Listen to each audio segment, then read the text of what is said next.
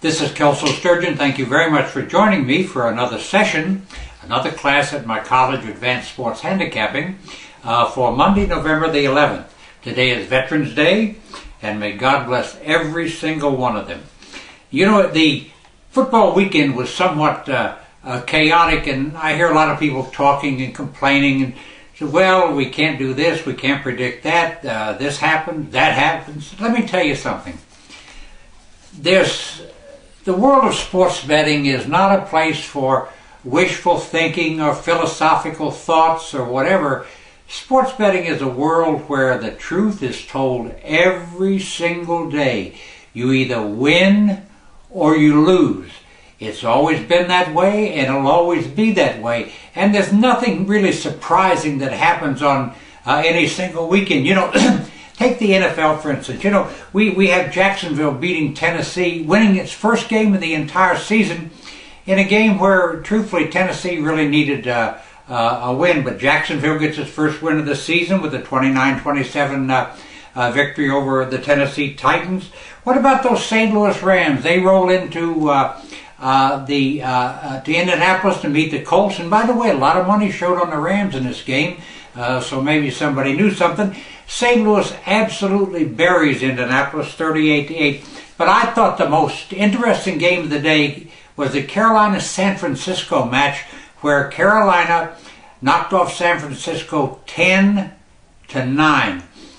Is Carolina the new power of the NFL? You know, we'll have to wait and see. And you know, we kind of get a peek on a week from tonight when Carolina hosts the New England Patriots. That'd be one of the more interesting Monday night games of the entire season. But you know, it's been quite a weekend in both college and NFL football for me personally. I won my fifth straight 100-unit college football game of the week when Iowa crushed Purdue 38-14. I split my Grand Slam, winning with Nebraska and Virginia Tech, losing with LSU and Arizona. In college basketball tonight, I'm going for my fourth straight 50-unit college basketball winner. Last night it was Colorado with its 26-point win over Tennessee Martin. And let me pause to just say something here. There isn't any question in my mind that college basketball lines are tighter than a dead heat. You know, as are those in the NBA. I've been running down the lines all weekend just looking at where they fell after a game was over. You would be amazingly surprised how many games fell within a point or two of the projected point spread, and that means in the majority of games the point spread was in play, period. Now, the hard numbers are not something that can't be overcome. I've always said if you work a little harder and dig a little deeper, you'll find a handful of games out there that you know something, or you discover something or uncover something that those making betting lines missed. And by the way, I must note that all three of my 50-unit winners in college basketball were all blowouts because I found those little things. So you need to work harder, dig deeper to find the little things that make a difference in winning and losing in both college and NBA basketball. You know, now tonight in the NFL, I'm releasing a 25-unit play on the side in the Bucks-Dolphins game, a 10-unit play on the total. By the way, going for my seventh straight NFL total winner. Keep in mind that all games are available on this website and toll-free at 1-800-755-2255. Now, about this week, there's a lot of important things happening. On Tuesday and Wednesday night, there are 4 Mid-American Conference games, 3 of them of great significance because 3 of them involve teams that are playing for a divisional championship and the opportunity to get to the conference playoff championship. On Tuesday night, we've got Ohio at Bowling Green. Bowling Green's a 10-point favorite. Buffalo at Toledo. Toledo's a 4-point favorite. And then really the big one on Wednesday night, Ball State at Northern Illinois. Northern Illinois is a -6. All those games are on national television. And by the way, on tomorrow night, Tuesday, I will be releasing one of those games as a 50-unit play.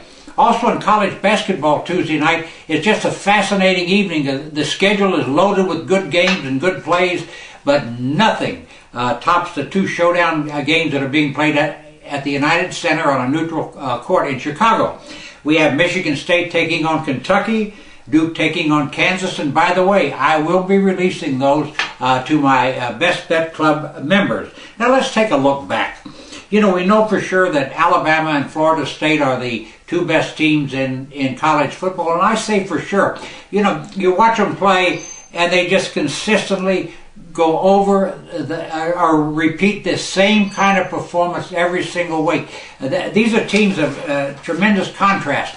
Alabama simply beats you up, wears you down, makes you crack, and then just runs over you. Florida State, they come out of the tunnel at 100 miles an hour. They start at 150 miles an hour, and the pace quickens as the game goes on until you crack and give up. I do believe these two teams will play for the national championship.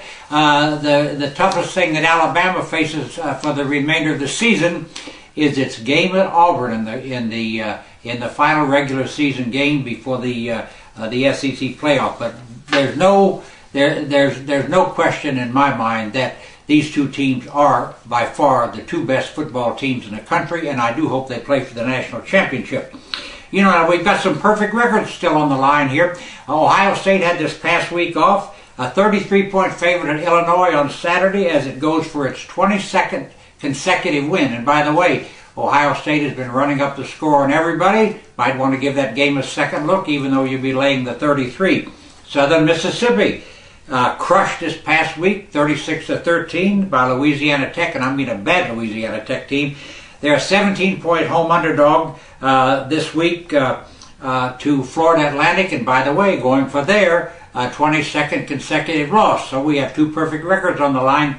Ohio State 22-0 in its last 22. Southern Mississippi 0-22 in its last 22. You know, this was also a give and take week as far as bettors are concerned. You know, in the colleges, and I want to expound on this just a little bit when I finish with this. You know, in the colleges, the hottest play on the board on Saturday was Arkansas State plus the points over Louisiana Monroe.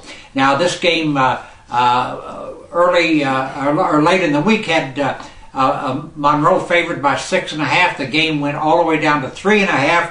And the move proved to be right as Arkansas State won 42-14. Now, there's something very mysterious about games involving these teams. You know, there's somebody in the Deep South, I think the Deep South, who has an insight into what's going on these campuses and come out of the woodwork after a 2-year sabbatical and is right back firing. Whoever it is not always right, but whoever it is betting a ton of money, I can tell you that. Follow the moves involving Sun Belt Conference teams and teams such as Arkansas State, Louisiana, etc.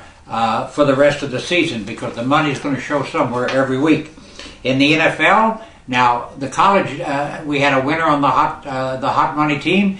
In the NFL, the hottest money team or betting team on the board was the Atlanta Falcons, bet down from a plus 6.5 to a plus 3.5. Lost to Seattle 33-10. So it's a give and take week. The big play in the colleges win. The big play in the NFL loses. Now just keep in mind that college basketball and NBA lines remain extremely tight. You can get the entire college basketball season by joining my Best Bets Club.